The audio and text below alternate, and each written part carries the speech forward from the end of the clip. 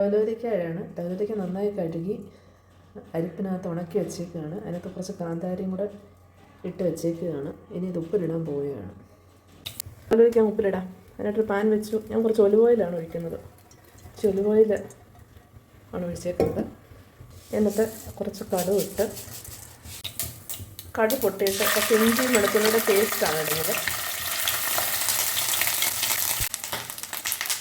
തീ കുറച്ച് വെച്ച് അതിന് ആവശ്യമുള്ള മുളക് പൊടി ചേർക്കുകയാണ്. മഞ്ഞൾപ്പൊടി,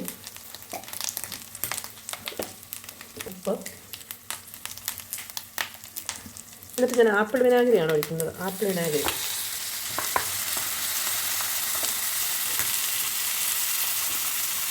തിളയ്ക്കണം. തിളച്ച്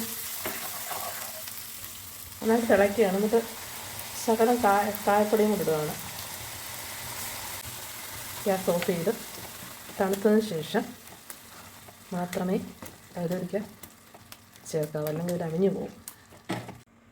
എന്നാൽ പിന്നെ നമുക്ക് നേരത്തെ കഴുകി വെച്ചേക്കുന്ന ലവലോലിക്ക ഇതിനകത്തോട്ട് കൊടുക്കാം. അങ്ങനെ നമ്മുടെ ലവലോലിക്ക അച്ചാർ തയ്യാറായിട്ടുണ്ട്. ഇനി നല്ലൊരു കുപ്പിയിലോട്ട് ആക്കി വെക്കണം. ദീർഘനാൾ കേടുകൂടാതെ ഇരിക്കും.